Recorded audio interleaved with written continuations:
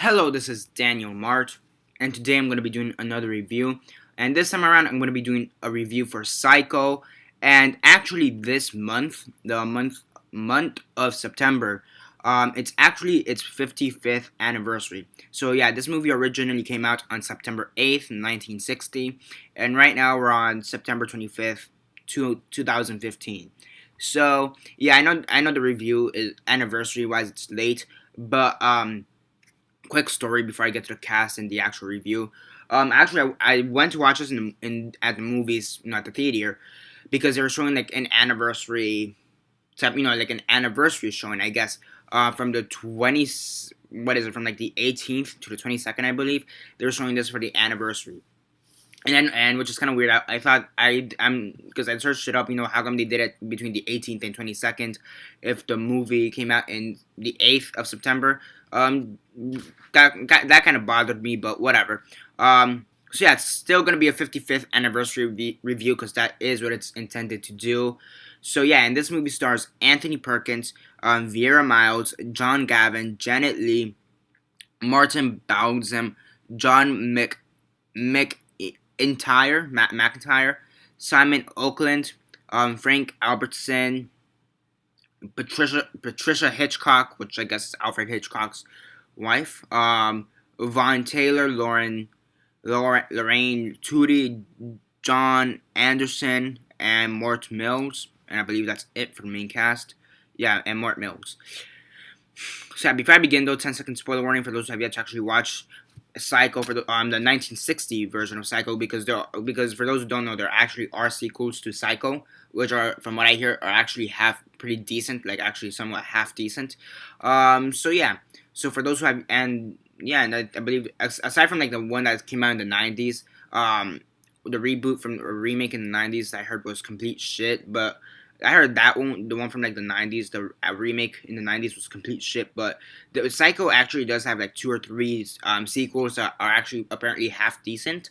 So yeah, but I'm not gonna be reviewing that. Obviously, Psycho, the OG Psycho. So yeah, before I begin though, 10-second spoiler warning as usual. For those who have yet to actually watch the movie and haven't already, stop the video, go check it out, and come back here and watch the rest of this review. 10-second spoiler warning as usual, starting now.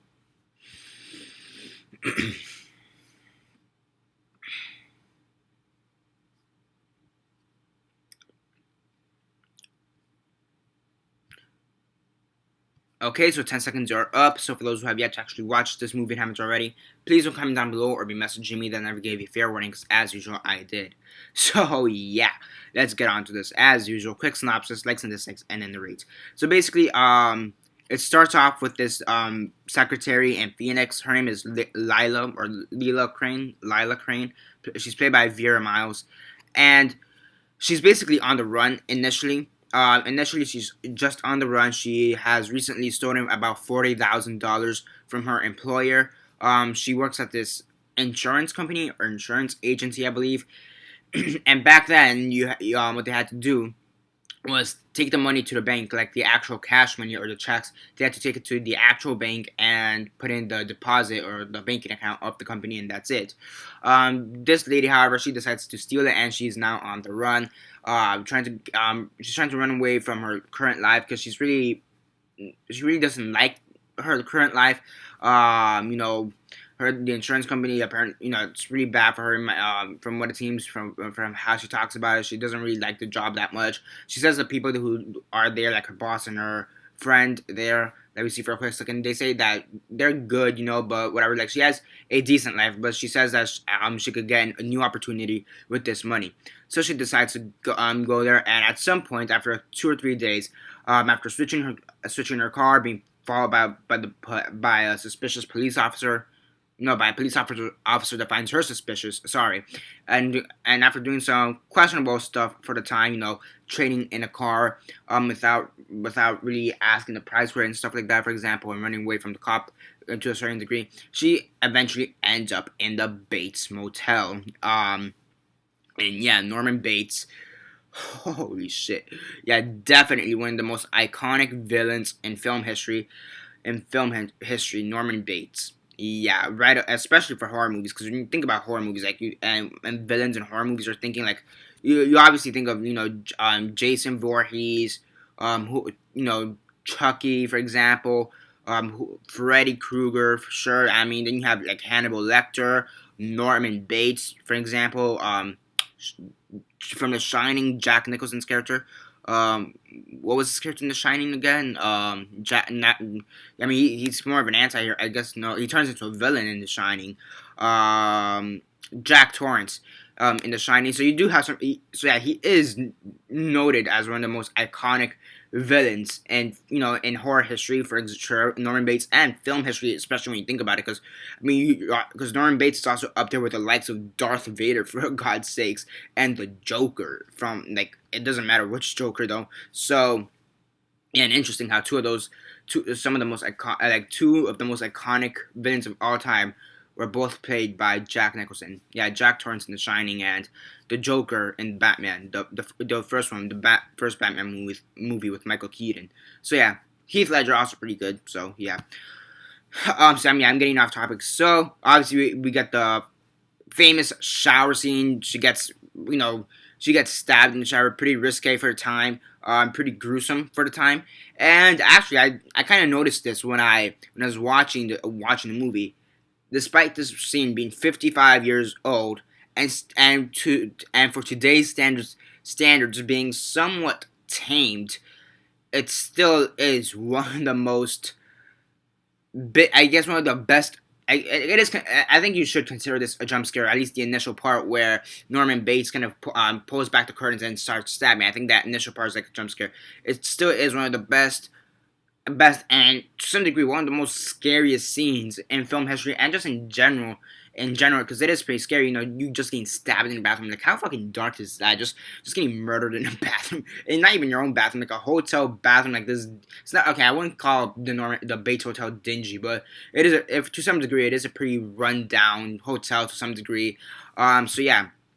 And obviously, Lila Crane, and also that was unheard of, having the main actress, one of the biggest actresses of the time, being killed off about halfway through the movie. That was pretty unheard of at the time. Then obviously you get Lila Crane, she's dead, so you get her boyfriend, Sam Loomis, and her sister Marion Crane, and they're trying to search for her. They sent this detective, Arbogast, to search around for her.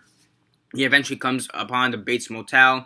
He gets killed, stabbed, and yeah, we just see the psychology of Norman Bates and how fucked up he is, especially towards the end where he has that inner monologue where it's like he wouldn't even hurt a fly. So yeah, definitely one of the best horror movies ever made. Now this movie did inspire the TV show Bates Motel.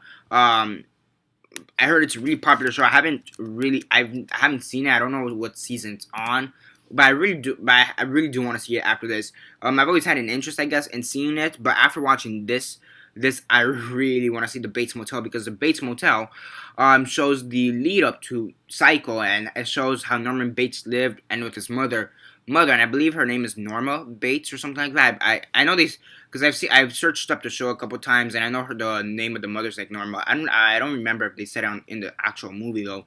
I'm pretty sure they did say, but Norma Bates.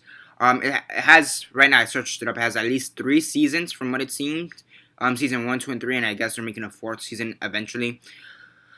And yeah, Norman Bates, one of the scariest, most psychopathic villains of all time.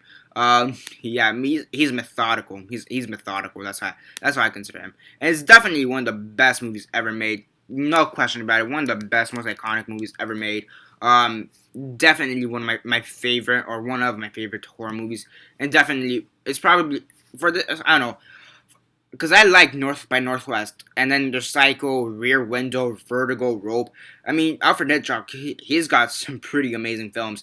But I think for me, it's between Psycho and North by Northwest for favorite Hitchcock film. I know most people would say Psycho, but for me, I'm also pretty torn on North by Northwest, because I really like North by Northwest. So yeah, and I also like the imagery that Alfred Hitchcock shows in his movies. I normally don't talk about imagery or whatever, or like how a film is set up, or not film, but like how scenes are set up, or like stuff like that I normally don't talk about. I just say, it looks cool and whatever, but I actually really need to talk about the imagery, for example, because you have this small, honest, like somewhat honest looking hotel. It looks like a pretty decent bed and breakfast. It's not bed and breakfast, but it looks kind of looks like a bed and breakfast. Pretty clean hotel, a little bit dingy just because of the area it's in. But the hotel itself, it looks pretty good. You'd come in and it looks peaceful, right? And then right next to it, you have this big ass gothic house. It's scary, imposing.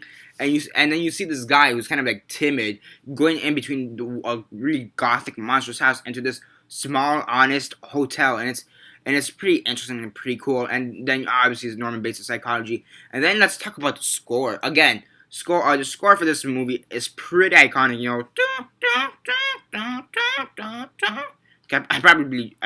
I just butchered the score. I'm sorry, but like. The score for this movie is great, and again, it's something I normally don't talk about in my reviews, about the score, because that's one of those things I don't notice it's just weird. I don't really notice the score in movies. It's one of those things like when people mention, I'm like, yeah, I actually did have pretty decent score, but again, I don't really notice it. But when you talk about when you want to talk about some iconic scores. You'd have Psycho there, you'd have Jaws, Star Wars, Indiana Jones. Like, there are some pretty iconic scores. Jurassic Park. Jurassic Park. You do have some pretty iconic, movie scores, music in it. And again, that's something I normally don't talk about, but for this movie, Alfred Hitchcock considers the score for this movie about 33% as to why this movie succeeded. And in fact, the composer, I forget his name, I forget the composer's name, but actually, Alfred Hitchcock actually raised the composer's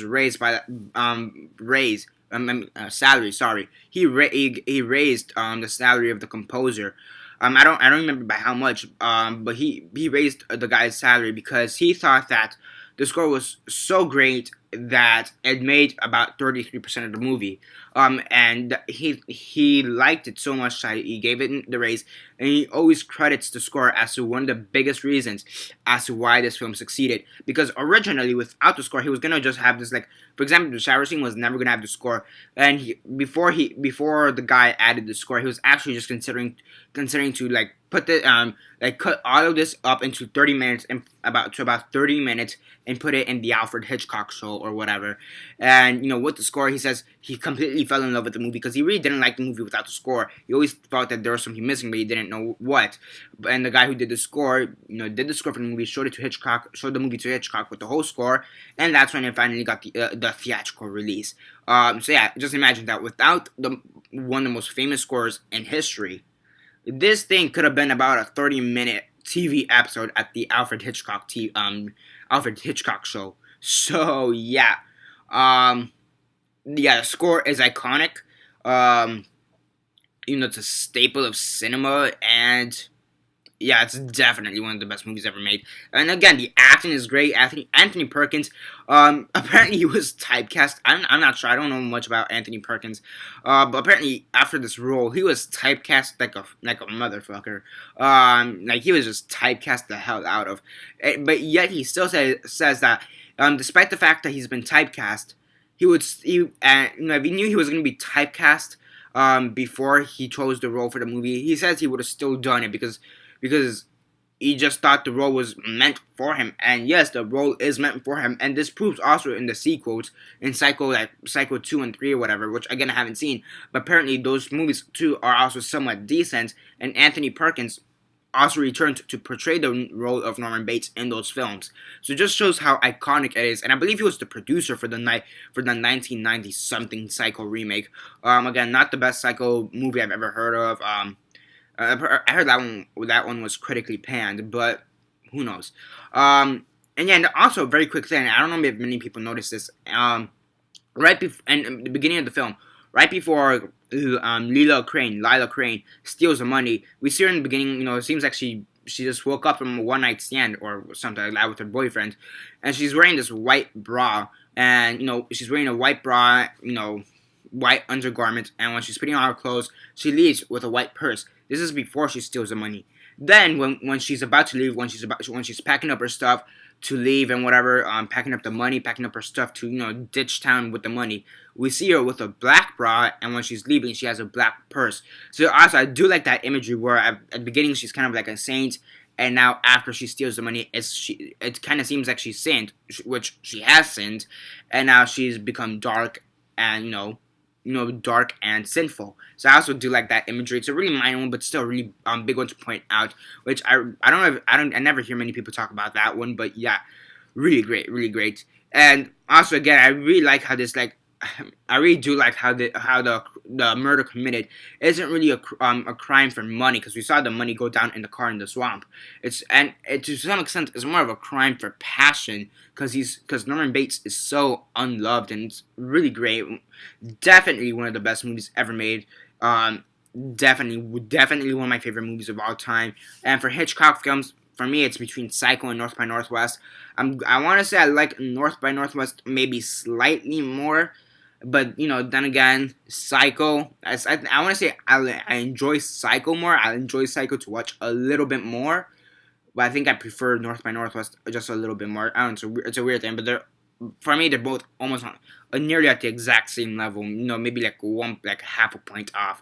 But yeah, definitely. On a scale of 1 to 10, 1 being the worst, 10 being the best, and 6 being decent, this movie definitely gets a 10 out of 10. And every time I see it, I just want to see it again and again and again and again and again and again and again and again and again and again and again and again and again and again and again.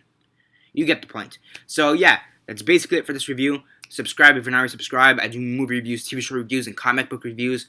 Comment down below on your thoughts on the movie. Have you seen it? And if not, why not? And if you have, what are your thoughts on Psycho? Comment all that down below. Let me know.